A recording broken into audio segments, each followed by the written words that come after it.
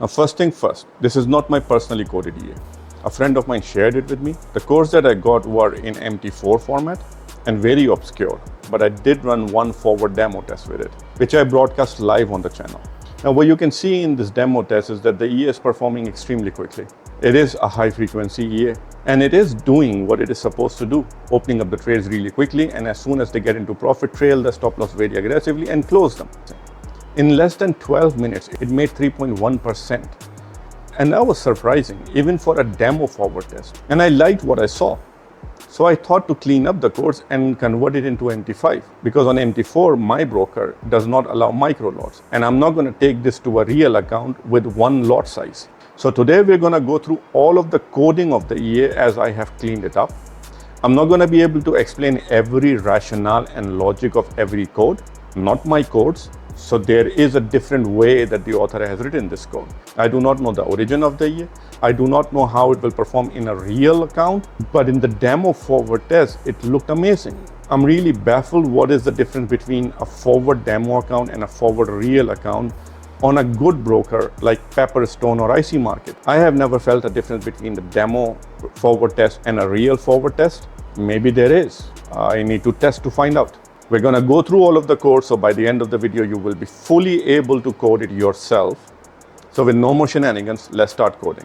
Yeah, so like always, we're going to start in Meta Editor, and I'm going to create another folder under this folder, Strategies from Internet. You can decide where you want to make your folder, and I'm going to call it High Frequency EA.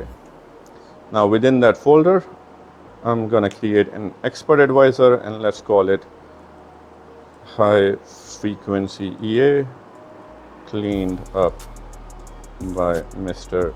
Caffrey, and we start with the opening template. I'll clean it up. So we end up with these three functions. Now all of the global variables are going to go in this place. Then all of the codes which are going to run on initialization of the EA are going to be here.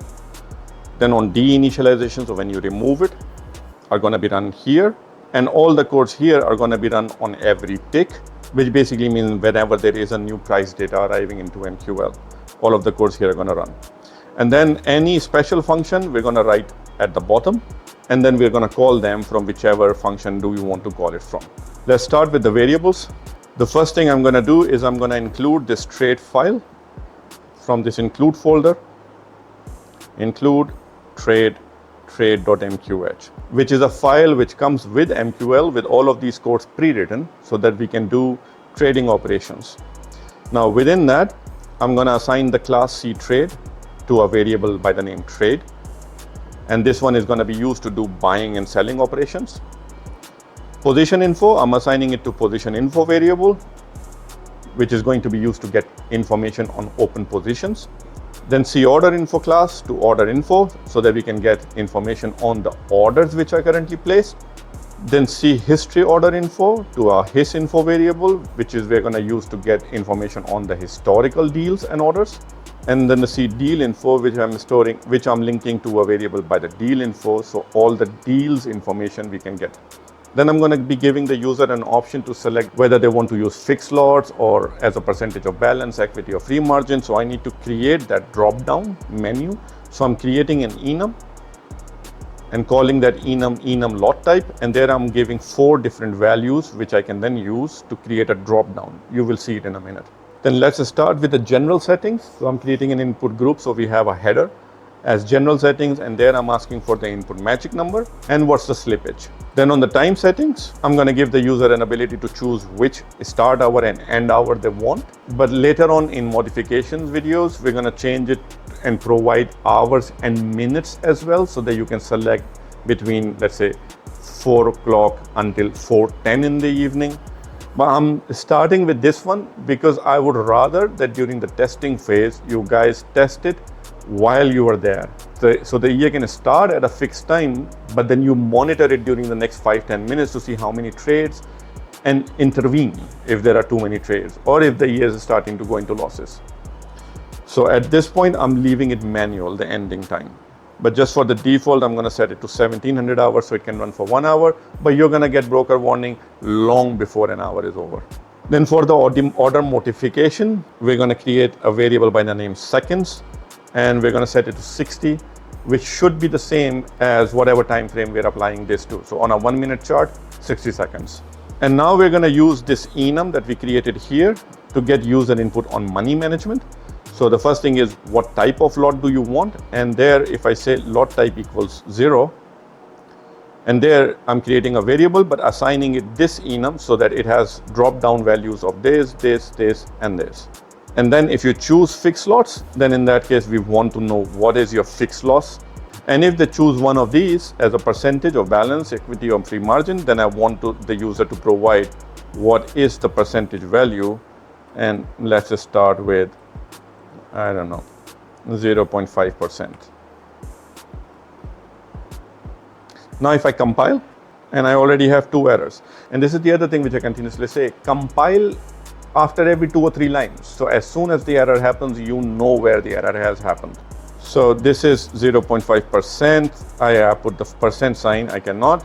So it's 0.5 and we're going to use it as a percentage. So now if I compile, I'm fine.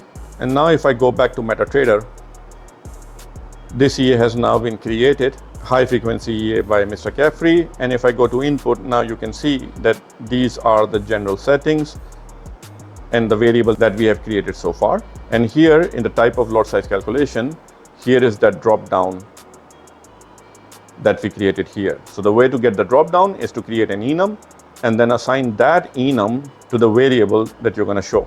And then after this, we're going to get trade settings in points. And here we have 5 variables. The delta, which is going to be used as distance in points of how far the order should be placed from the price. And this is going to be multiplied with the spread. So 0.5 means 0.5 multiplied by whatever is the spread. And this is because if you want to use it on Bitcoin versus something else, the spreads are going to be very different. So in order to have consistency of how we are trading, so I'm linking it to a delta variable of 0.5 multiplied by the spread. So whatever is the spread on that particular pair or asset, half of that is going to be used to place orders. And then the max distance. So what is the max that we're going to allow for the stop orders to be placed? And if you say 7, you can say 5, you can say 10, but that is the maximum multiplied with the spread. That is the maximum that you can place the orders at. And this is just to safeguard against the stupid stop orders which are placed like, I don't know, very far away from the price. And then the stop is the initial stop. Once again, the 10 is going to be multiplied with the spreads because we want to apply it across different pairs, and different pairs have different spreads. So it's 10 times whatever is the current spread. Then max trailing is when does the trailing start? And that again is going to be multiplied with the spread for the same reason. And then the max spread, I'm putting a very big value because I don't want to limit the max spread. But you can say it's like, okay, well, if the max spread is this much, then I don't want to be trading. And you can set it later down in the logic of the EA as well. So these are the variables that I'm going to use at this point in time. This is what I have uploaded in the store at this point in time. I will be trying this EA in the next weeks. And if I find something that I want to modify, I will come back, make another video on those modifications.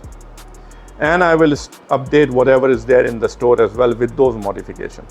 But at this point in time, I want to start with the base code as I got it from the friend, and then later on see what modifications I want to make.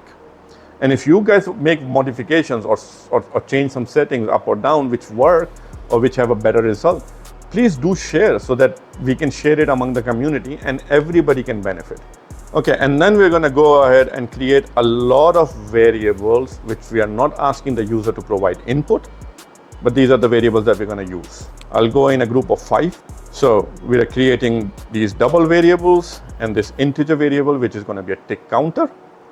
Then the next 5 which are going to be about the trailing stop and the account leverage value so that we can check. Then these ones for lot size calculations. Then more to check is stuff on broker freeze levels and broker stop levels and current spreads and average spreads. Then an EA mode flag, whether or not the trading is allowed.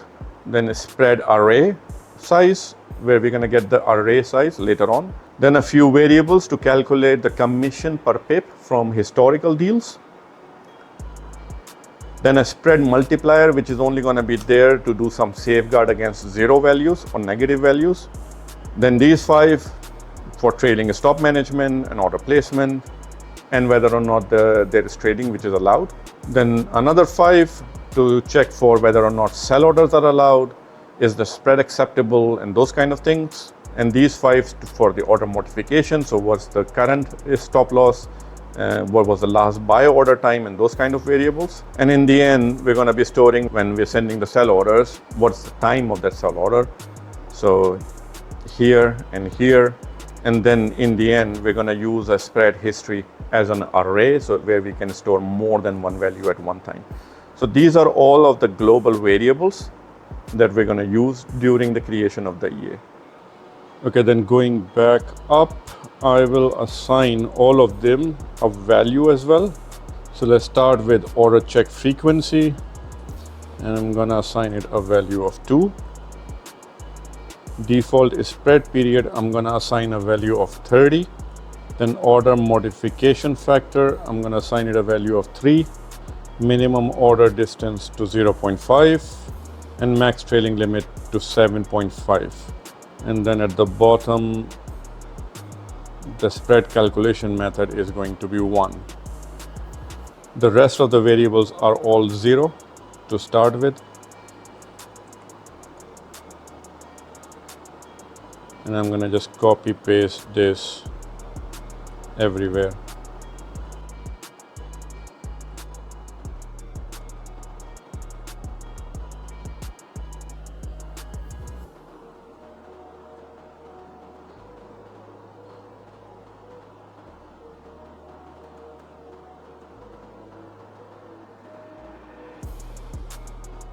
For the bool functions, you can either type false, or you can also assign it a value of 0, which is basically false as well.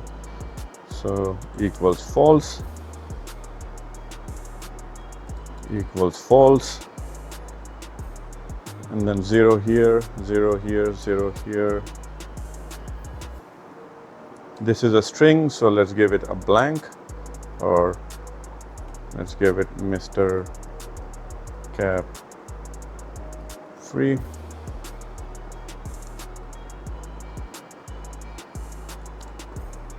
False.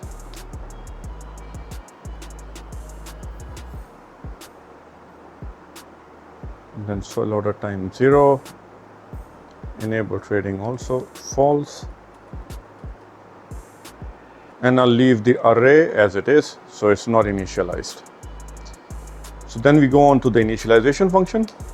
And the very first thing which I always do, I set the magic number to the cTrade class by saying trade.set expert magic number input magic number. And then I also remove the grid because I do not like to see the grid on the chart. If I compile now, I don't have any errors so far, so I can continue. Then the first thing I'm going to check is the minimum order distance that the user has put is bigger than the delta. Then delta x is equals to minimum order distance plus 0.1.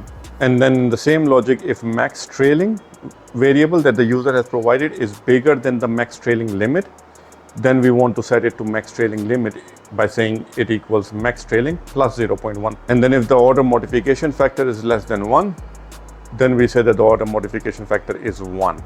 And then just to make sure, on initialization, we reset the tick counter to 0 on initialization and price to paper ratio to 0, even though we are creating here as 0 already, but just an additional step as a precaution.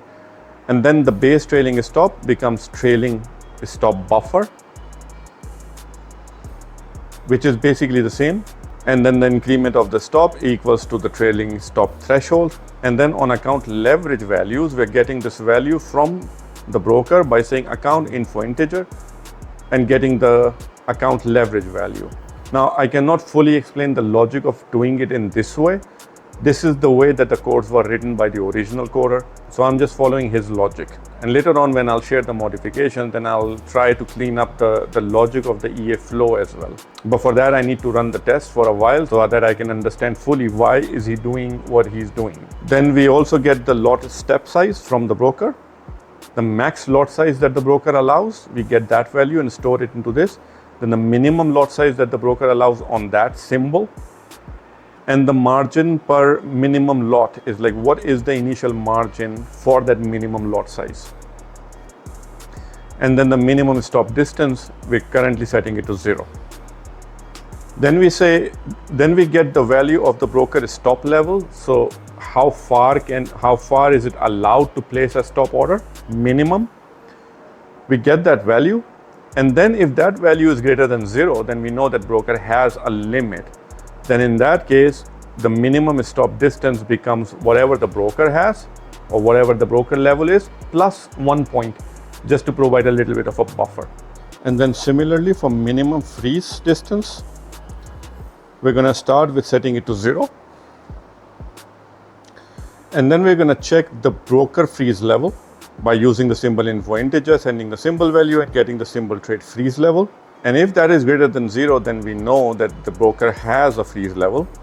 And in that case, we assign the minimum freeze distance to the broker freeze level plus 1 point. So putting a small bit of buffer there.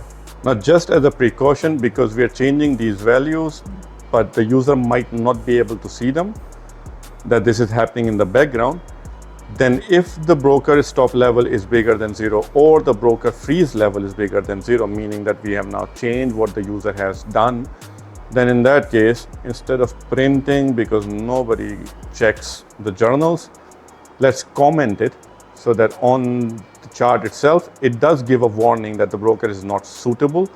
The stop level is greater than 0. Let me compile.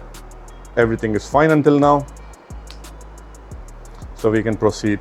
Then I'm going to get the ask and bid values by using the symbol info double, sending the symbol value and asking for ask and bid, and storing them in ask and bid variables, and then saying that the current spread is equal to ask minus the bid, and I normalize it to level number of digits. And the average spread is also equal to the current spread. So we start populating the value of the average spread using the current spread value as a baseline. And then the author is checking that if the EMA flag is equals to 0, that's the value that he's setting here at the top here as 0. So he's not giving it to the user to define, but it is flexible. So in the code, you can change it. So if that value is 0, then use the default spread period. Otherwise, use 3.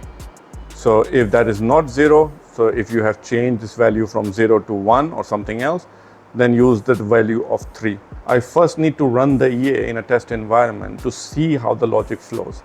Before that, I'm just sticking to what the original author has written and only cleaning it up and sharing it. We'll make the modifications later.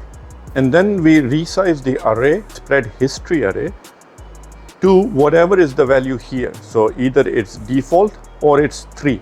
So whatever is the value that comes out of this function, that is the value that we set to the size of the spread history array, where we're going to store all of the historical data. And then as the last step, we're going to store the value of the max allowed spread by using the value that the user has provided us here and converting it to points and storing it into the variable max allowed spread and normalizing it to the level of digits. Then we're going to hide all the indicators which are going to be on the chart. I don't suppose that there is any indicator which is here, but this probably is just general practice that before you close the initialization, hide all the indicators. So this is it for the initialization function. And then we move on to the onTick function, where all of the operations on every time a new price data arrives are going to happen. We start by creating these new variables, which are only going to be used within the onTick function.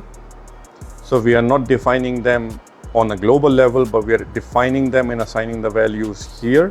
All these variables are going to be used only within the onTick function. They are not accessible to other functions. And then the first thing we do is we increase the value of the tick counter by 1.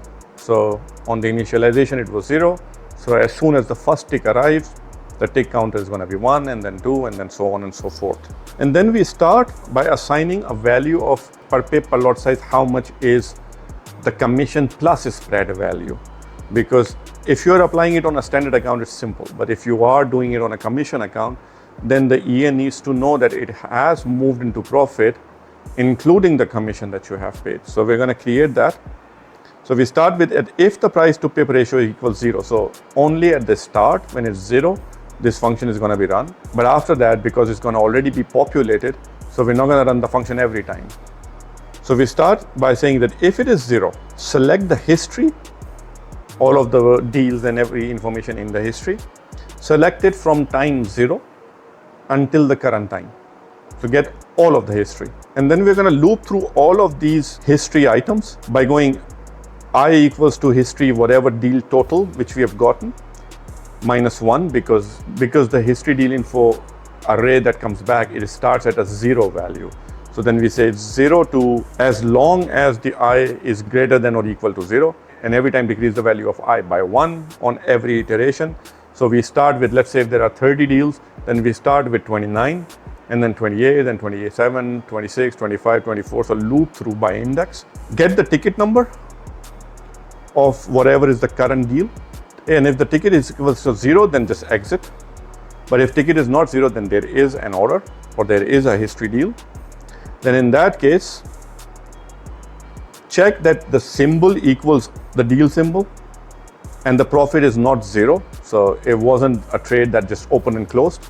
And the deal entry is not equal to deal entry out. And then we create a variable. I'm calling it position ID by sending the ticket number and getting the position ID. If it turns out to be 0, that means just continue because it's well, we didn't really get anything. But if it is not, then the entry price is going to be get the history deal info by sending the position ID and getting the deal price. Then the exit price is going to be based on ticket. Profit is going to be get the history by sending the ticket and getting the deal profit. And the commission equals ticket and the deal commission. So this is how we get the commission value. So we get all of this information. And then if exit price is not equal to entry price, there is a bit of movement between the opening price and the closing price, then we can calculate the price to PIP ratio by saying profit divided by exit price minus the entry price. And because exit price minus the entry price for a sell trade is going to be a negative value, so that's going to return a negative profit. So we're going to use the FAPS function, so floating absolute function, which is going to return the value in positive no matter what. So if it's minus 4.2, it will become plus 4.2. If it's plus 4.2, it will remain 4.2. And then the commission per pip is going to be commission divided by price to pip ratio that we've gotten here. And we're using a minus sign because the commission is in minus, but we want a positive value. And let's see if all of our brackets match. They don't, so I'm missing the if opening. And if I put the if opening, now the parentheses are balancing. Once we have the values of commission per pip and price to pip ratio, I'm gonna get more information, which I'm gonna need later. So I'm getting the ask value and the bid value by using the symbol info double, sending the symbol value and asking for the symbol ask and symbol bid value. And then we're gonna update the historical spread values. So we're gonna create a new variable by the name spread, new spread, and that's going to be ask minus the bid normalized to the number of digits. And then we're going to move the array that we already have by one place left. So it's going to delete the oldest value and it's going to make a space for the next value. So this is what we're saying here. Array size is -1 and move it by 1. It started at 0 and increment of 1. So move the whole array to one place left. So if it was 2, 3, and 5, now 2 is going to be dropped and it's going to be 3 and 5. And then we're going to add the value of the new area which has been created to new spread. So whatever is this area, the last digit which has been dropped. So by moving it left by one place, now there is an empty space, and that is where we're going to store the value of the new spread that we've just calculated. And then we can calculate the average spread. So we start with the sum of 0, and then we loop through this array, a spread size array, every time going 1 plus plus. And then we're adding the value of whatever is stored in the I position to the sum. So if there are 3, then it's going to be adding 1, 2, and 3, all 3 positions into the sum. So then we get the cumulative, and then we can get the average spread by dividing the sum that we got from the spread array by the total number of entries in that array. So we get the average spread. And then from there, this is the average spread currently. Then we go that the average spread is take the spread multiplier by points. So that is 0 multiplied by minus 1 by points. So it's basically 0. And then the current spread plus commission per pip. Whatever is the current spread plus commission per pip, that is the average spread. Because that is the amount of commission that you're going to pay on every pip. And this is the current spread. So that gives you a total spread no matter whether you're on commission-based account or you're on a standard account. And now we store it into the average spread. And we're using the math max so that this is 0 and this is the value. So that if this for some reason returns a negative value, then this is why we have this math max function to check versus a 0 value, that the negative value and that if we have a negative value and a 0 value, then the 0 value is going to go to average spread rather than a negative value. Then to prepare for our orders, we're going to create adjusted order distance, and that will be the math max of the average spread that we have calculated times delta. So if you remember, we said here that this is the order distance, but that is going to be multiplied by spreads, so that whether you're applying it on gold or Bitcoin, it is consistent. Versus whatever is the minimum stop distance that we got from the broker, plus 1 point to create a buffer. So between these two, whichever one is bigger, that's the one that we put on the order distance. And then the minimum order modification point, so when do we start to trail, that's going to depend on minimum order distance, again time with the average spread, because we're calculating everything in spread terms, and versus whatever we got from the broker plus 1 point above. So that's going to be stored in minimum order modification. And then we're going to calculate the trailing stop loss values. So the trailing stop loss is going to become active when you multiply average spread times the max trailing.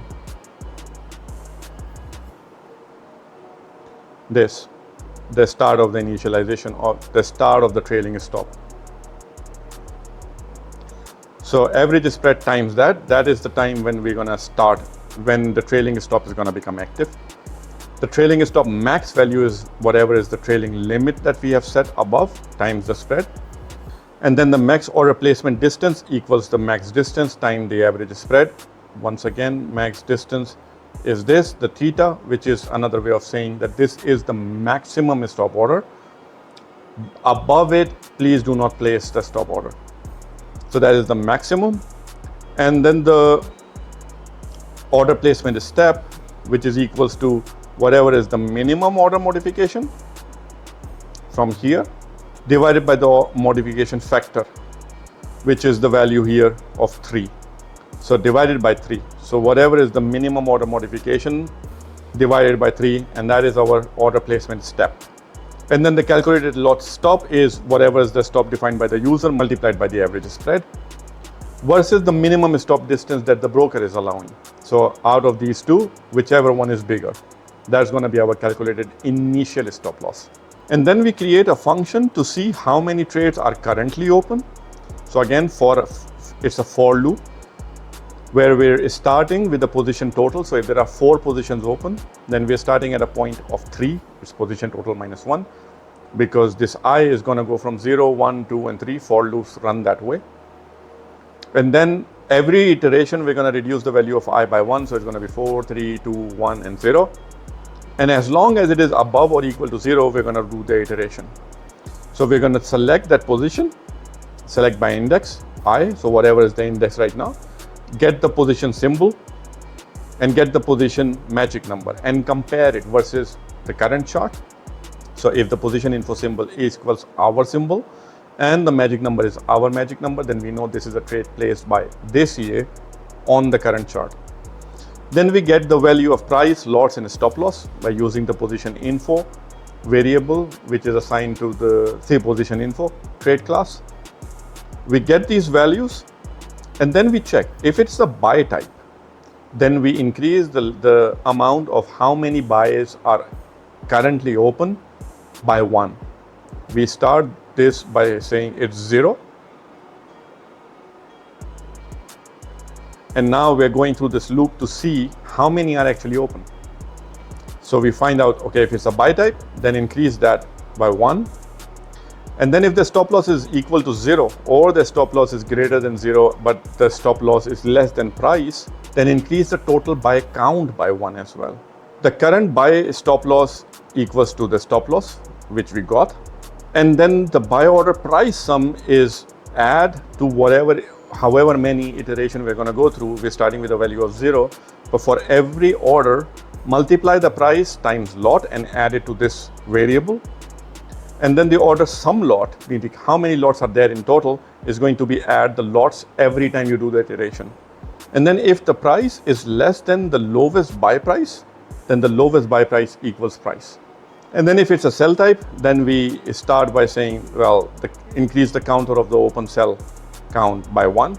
And then the same logic if the stop loss is 0 for some stupid reason, some error, or if it is greater than 0 but the stop loss is above the price for the sell, then we increase the total sell counter by 1.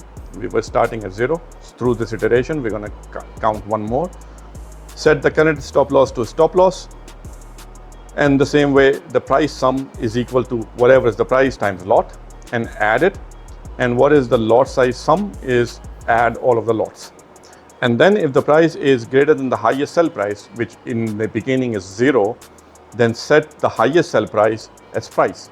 So in the end, we are populating all of these variables that we have defined and started and initiated here with certain values so that we can use them later.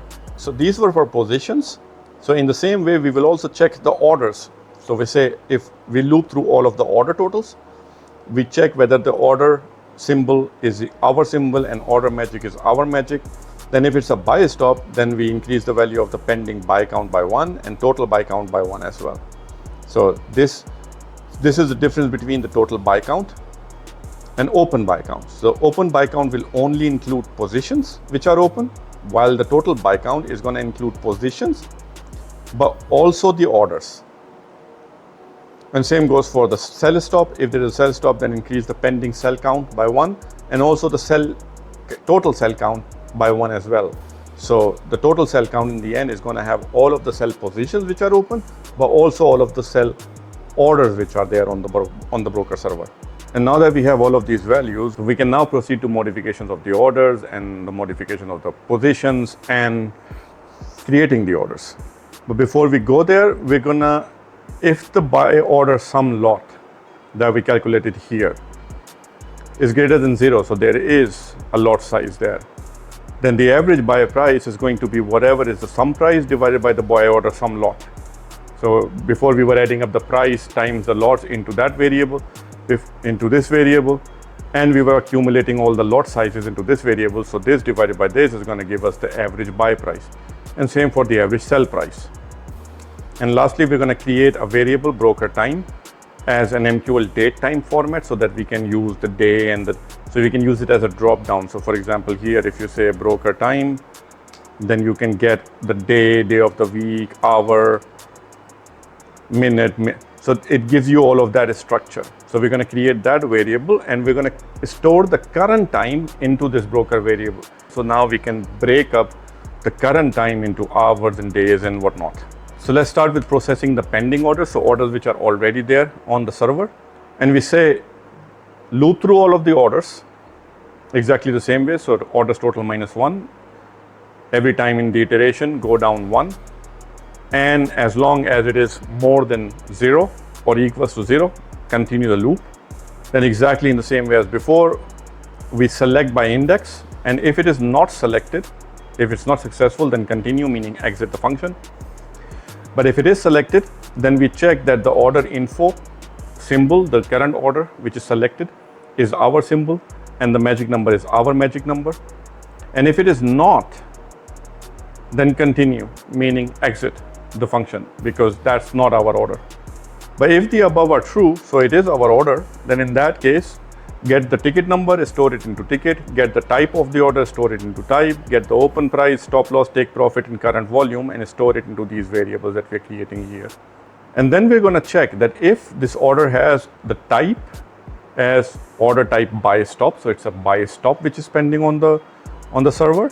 Then we check for the start hour and the end hour by creating a bool variable, so it's either true or false, that if the broker time dot hour, so current time, current time is greater than the start hour and is less than the end hour, then we are in the trading range. So in that case, the allowed trade is true.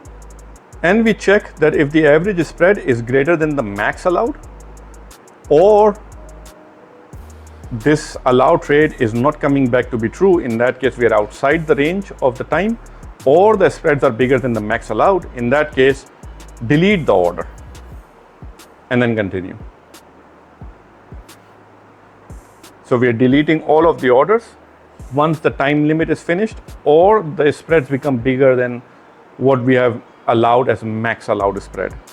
Then we check the time difference between the current time and the last buy order, and we will save this. So initially it's going to be 0, so the current time is going to be definitely bigger, or the time difference is going to be massive.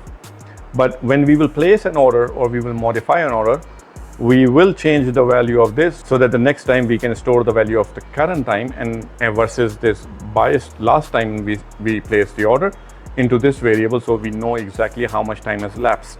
Then I'm creating another bool function which is needs modification. So it's going to store the value of either true or false, and that will depend on this. So if the time difference is greater than seconds, the user defined variable here of 60 seconds, now the time is greater than the last time we placed the order by more than 60 seconds. And then the tick counter divided by the order frequency is returning a rounded number. That's what this function does. This basically divides it, the tick counter, by the order frequency, check frequency, which we put as 2.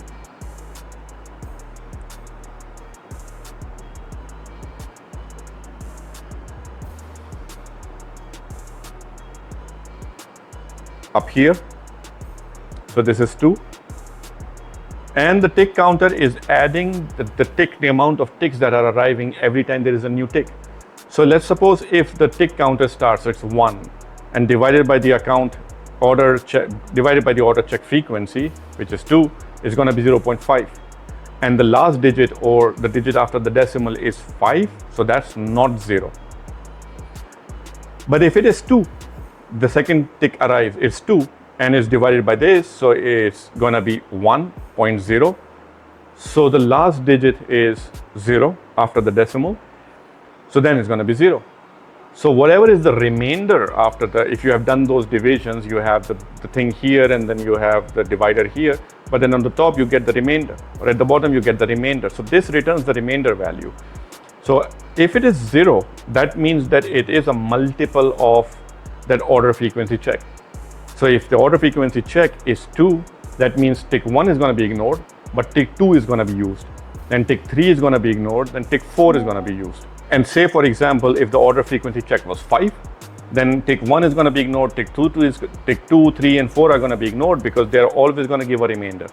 But tick 5 is going to be used because 5 divided by 5 is exact 1, or 10 divided by 5 is exact 2, so there is no remainder.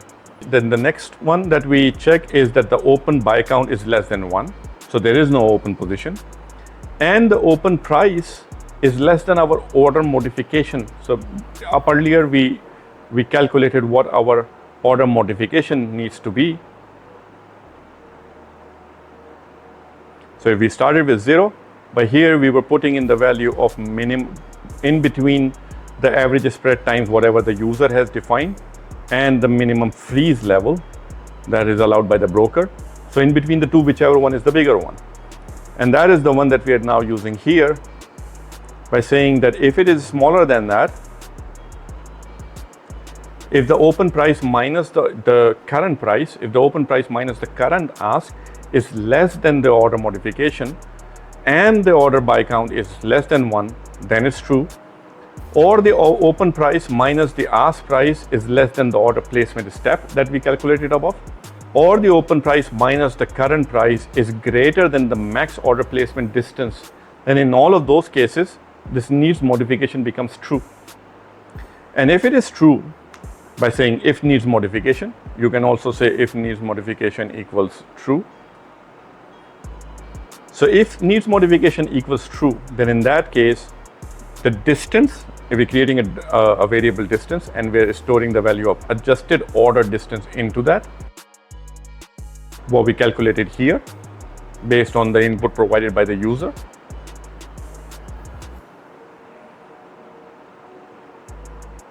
And then if the open buy count, meaning the open positions, is greater than 0, then you divide the distance by the order modification factor. And then the distance becomes the math max, so whichever is the bigger value between the distance and the minimum stop distance required by the broker. Then we get the modified price by getting the ask value plus the distance that we have calculated here and normalizing it to digits.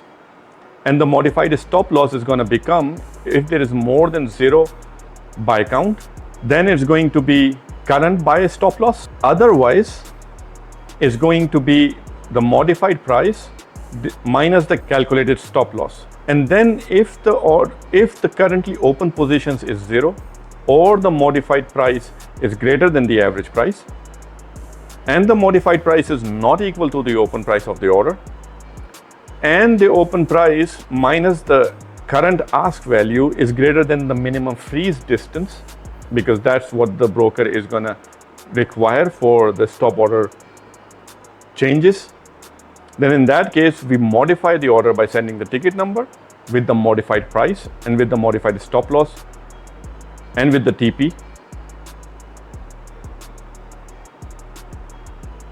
which we have gotten here, and 0 for the what type of order it is,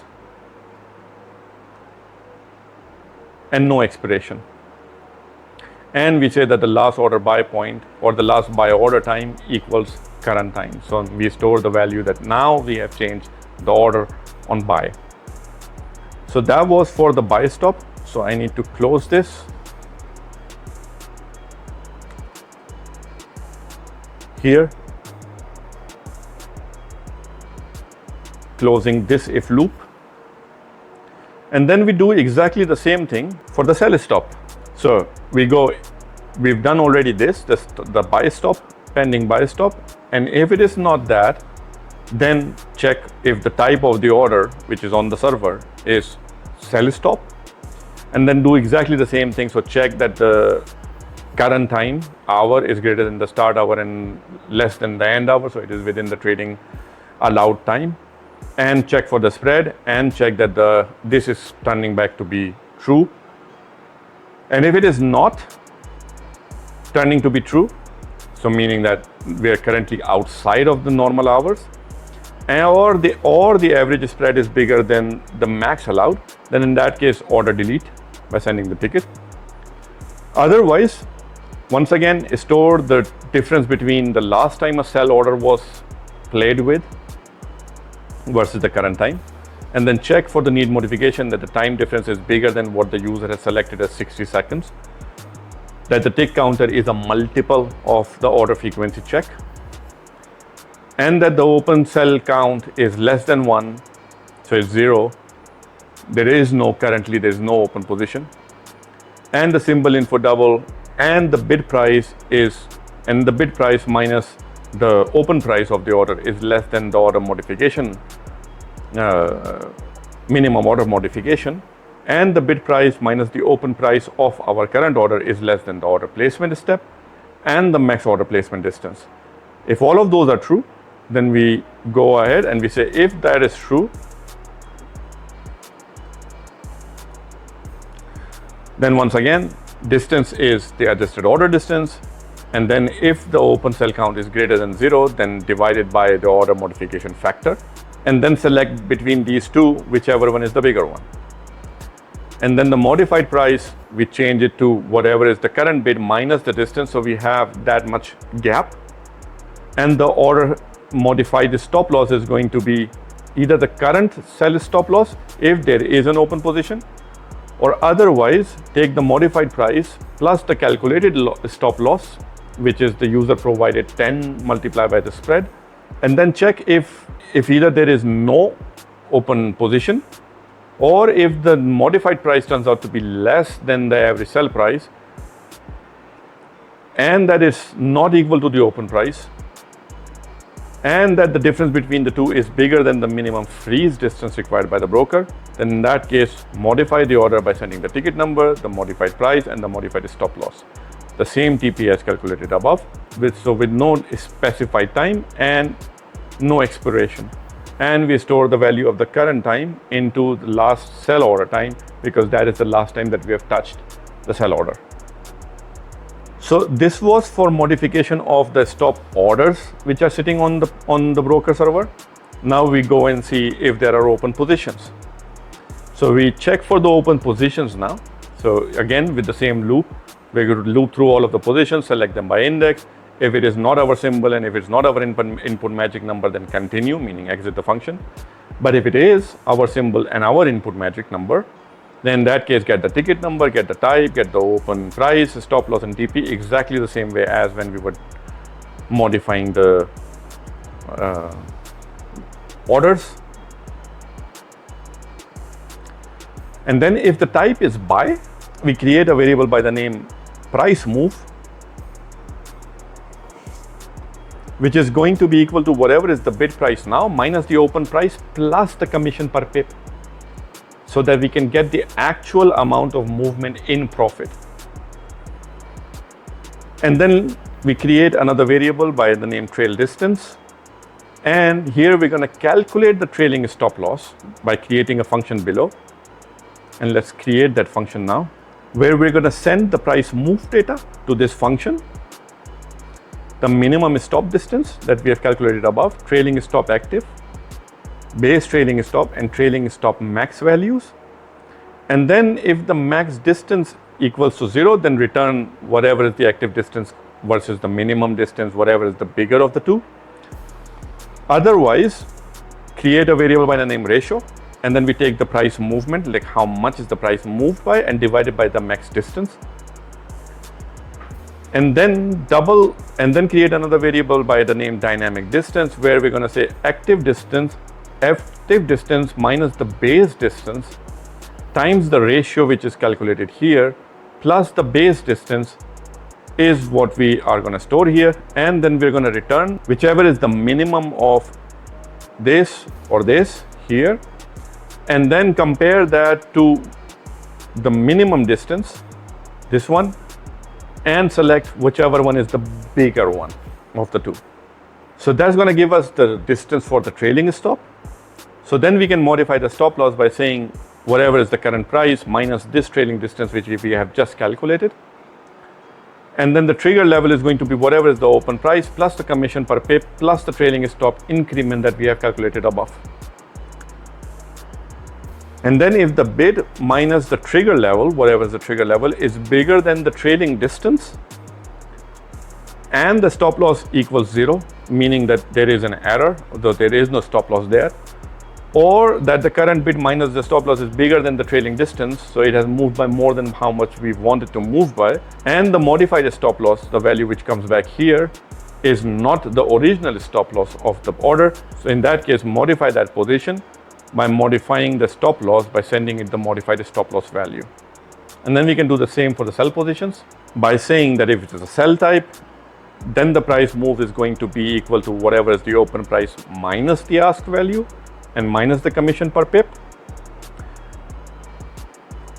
And then the trailing distance, and the trailing distance we're going to calculate here by sending the value of the price move, which we get here, minimum stop distance from above, trailing stop loss active, and we calculate it exactly the same way as for the buy positions.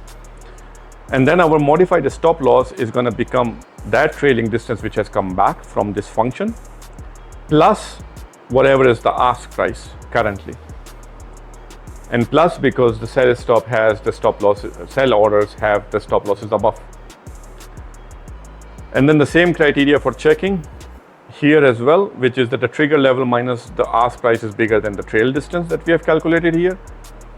Also that the stop loss is either 0, so if it's not calculated, the position is missing a stop loss, or that the stop loss which the position has minus the current ask is bigger than the trailing distance which we have calculated here. So the position has moved down more than the trailing distance which we have calculated. And the modified stop loss here is not equals to the original stop loss, because otherwise why are we sending the order? So in that case, we modify the position by sending the ticket number and the new modified stop loss that we have calculated and keeping the original TP. So this is how we're going to modify the open positions. This is how we were modifying the open orders. Now we go to actually sending the orders. But before that, we opened this for loop here, which doesn't have a closing parenthesis. So I'm going to put a closing parenthesis here just to make sure that we have balanced parentheses. And if I compile, I do not have any errors. But guys, I'm copy pasting from my already written EA. In your case, you should probably be hitting the compile button after every 2 lines so that you can get the error as soon as it happens. So you know that it is in this line or this line. So now we move on to the last part of actually sending the sell and buy orders.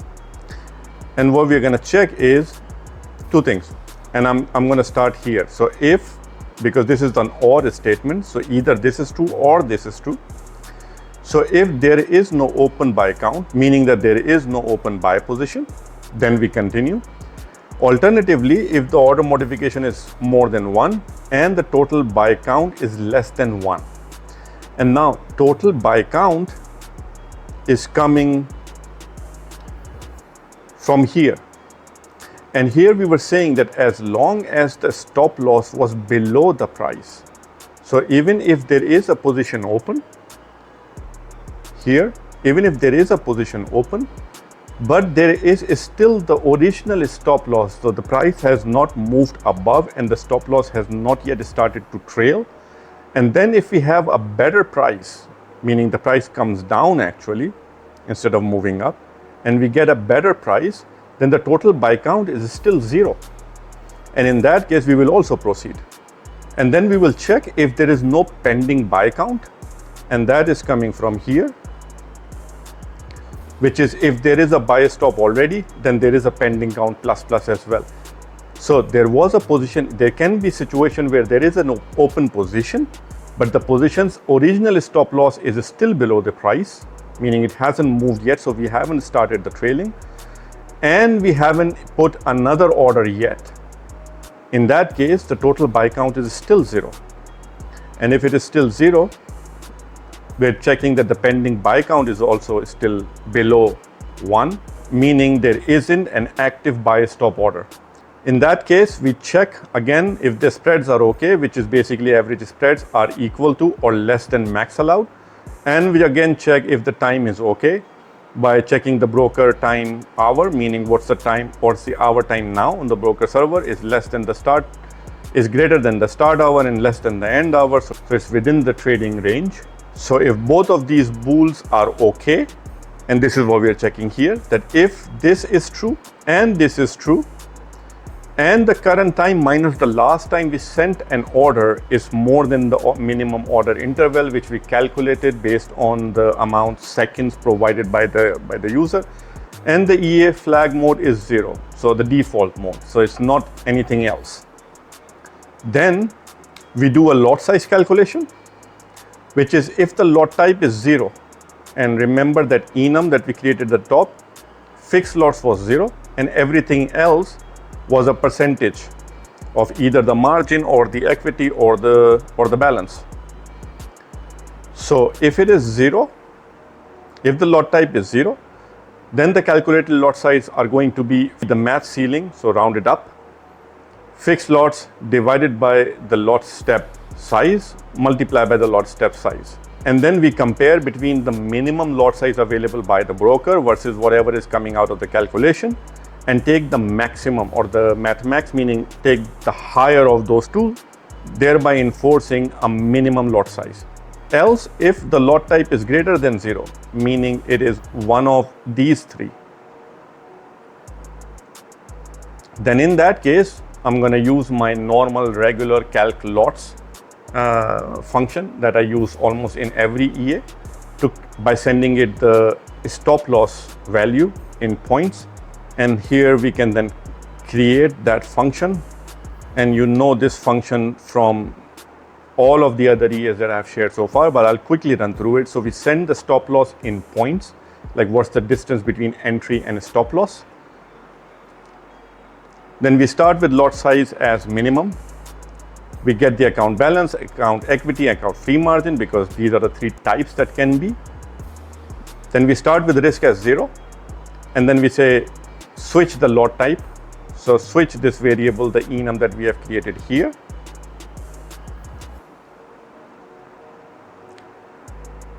And if it is 0, then lots equals to fixed lots, so return just the lots.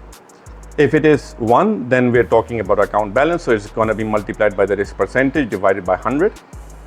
If it is case 2, and we break, because once it has done this, it should break this switching. Do not go to case 2 and case 3. But then if it doesn't find case 1, then look for case 2. And if that's case 2, then it is equity balance here.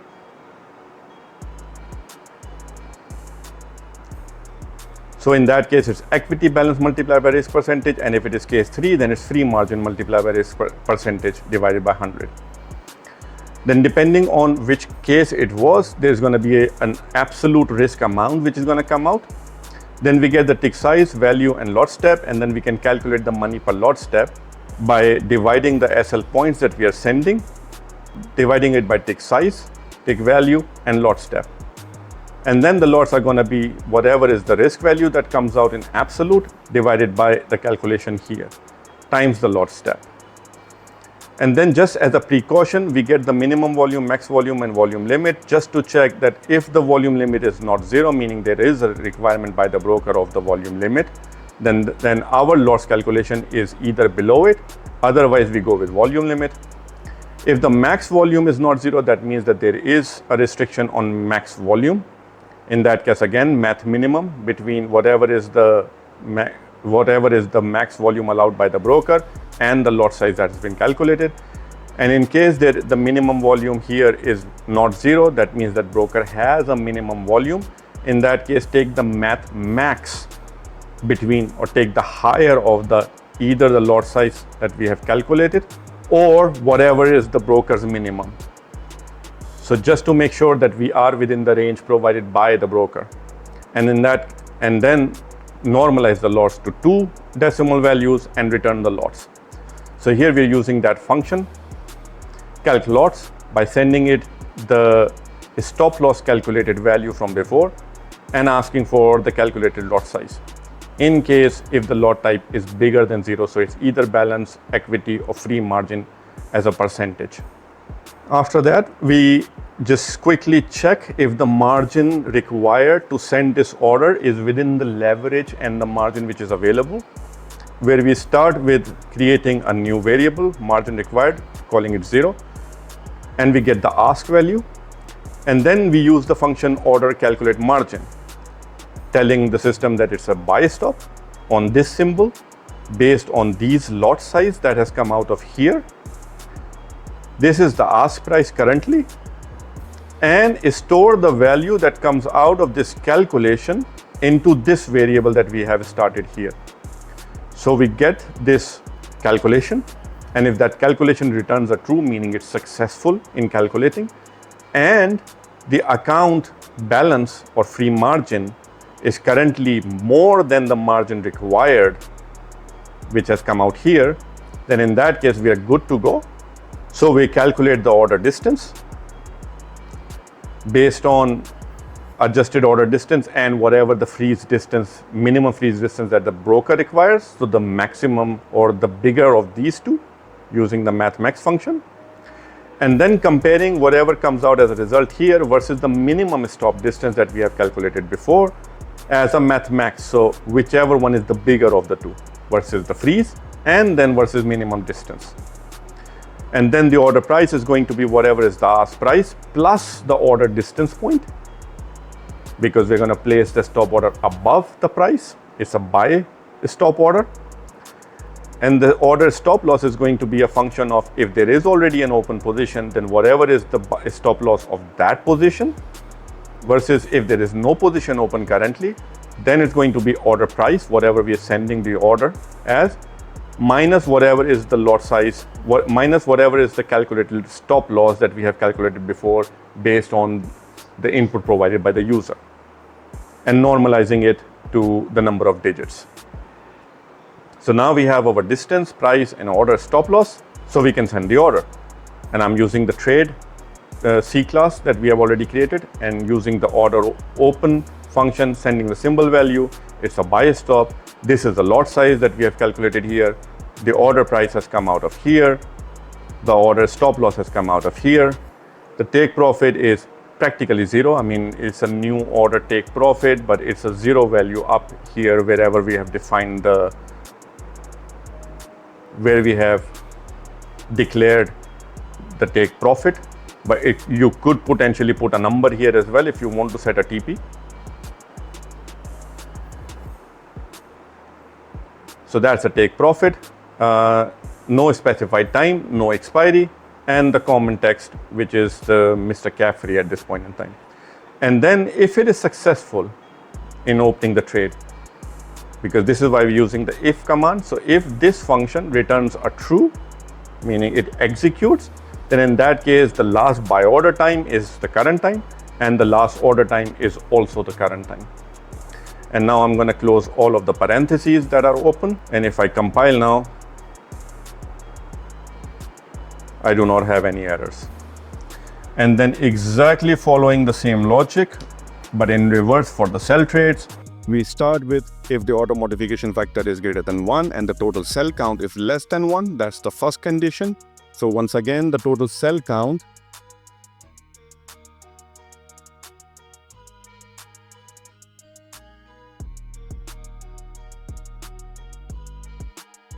is a function of if there is an open position and the stop loss is still above the price, meaning that the position is still in loss. So it's still the original stop loss. So it hasn't moved, it hasn't started to trail. In that case, we increase the sell count. Or if there is an order, or if there is a sell stop order on the server, in those conditions, it's going to be 1.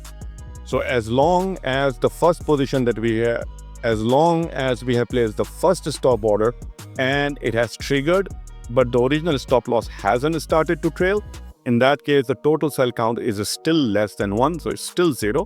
Or, and there's the second condition, that there is no open position currently. So either of those two, and if that is true, then check that there is no pending order as well, because if this was true, so just to make sure that we haven't already placed another sell order. And if that is true, let's get these two bools to check whether the spreads are okay and the time is okay. And then we check that the spreads are okay and the time okay is returning a true. And the current time versus whenever we place the last order is bigger than whatever the user has specified in that calculation, and EMF flag is 0, so nobody has changed it, because you could put it in a flag 1 for whatever reason, because you don't want to trade but you want to debug, for example. So you can put it to 1, and in that case all of the calculations will work, but the orders are not going to be sent. So if the EMF flag is 0, and then once again, if the lot type is 0, meaning fixed, then we use the fixed lot size and compare this fixed lot size that's coming out of here, comparing it to the minimum lot size required by the broker to enforce the minimum. Otherwise, if it is one of the other three, then in that case, use the same function here to calculate the lot size based on account balance, equity, or free margin, depending on whichever is the choice. Then like above, we check the margin required starting at 0, getting the bid value now because we're going to check for the sell stop. And then we calculate the margin by using the sell stop, providing the symbol, lot size, and bid. and ask the system to return the value into this variable margin required that we have created. And if that is successful, then check that the account free margin is bigger than the margin required. And if that is true, then we get the order distance exactly the same way as for buy. Order price, but this time bid minus the order distance, because we're going to place the order below the price. And then the order stop loss, if there is an open position already, then in that case use the stop loss of that position. Otherwise, calculate it as order price plus the calculated stop loss, because the stop loss is going to go above the order price. And then we can send the order, which is again trade open, trade order open, sending the symbol, sell stop based on calculated lot size, order price from here, using the bid, using this order stop loss, new take profit, which is 0, but you could have placed a position. But in case if you place it, then it needs to be a calculation of what's the current price minus that new order. So you're gonna go bid minus the new order take profit. Then no specified time for the order, no expiry and order comment. And then if this is successful, then in that case, last sell order time is updated to current time and last order time is updated to current time as well. And I'm gonna close all the opening brackets just to make sure that yes, this one is matching this one. So we close all of the brackets. And if I compile, I do not have any errors. So this is it for the coding of the EA. As I received the original EA in a very, very obscure code from that friend of mine. Now I'm going to be running tests on this over the next 2 weeks. I will definitely be making some changes because, for example, during the video that I made already, I thought that the new orders or the additional orders are placed once the trade moves into profit. So we're scaling in to profitable trades. But what I see now when I'm going through the code and cleaned it up, what I see now is that the orders are not placed once the trades are in profit. They are placed while the stop loss of the original buy order is still the original stop loss. So if the trade has triggered, but the trailing hasn't started, we place another order. And I would like to see what will happen if we switch it from that configuration to only placing the orders if already all of the positions open are in profit. So properly scaling in. So those kind of modifications and stuff, I will probably be going through all of the testing and seeing what can I change. And then probably in a week, 2 weeks time, once I have made the modifications that I want to make to this year, I will come back and share the modification codes as well. Meanwhile, guys, all the codes are there now, and some of you are very good coders as well. So try your own modifications and do post a comment if there is something that you find which makes the EA perform a little bit better. Now, the other thing is I will convert this into MT4 as well. The original live test that I broadcast 2 weeks ago, that was on the original code that I received from the friend. So it was MT4 based. So I will be running that test again as well, but trying to do it in MT5. The problem with MT4 was that my broker's minimum lot size on US 30 in MT4 is 1 lot size. And I don't want to go into the real account testing with a 1 lot size, especially when it trades like 30 trades in a minute. On MT5, the minimum lot size is 0.1, which is more manageable. So I will be trying to match the settings perfectly and then try and do the test in MT5. If I find something useful, I will live broadcast it as well. And hopefully in the next 2 to 3 weeks, once I have done my side of the testing and found some modifications, I will come back and update in a video all of the modifications that I make to this year. And I will update the files in the store as well once I do the modification. So until next time, guys, stay safe and trade safe.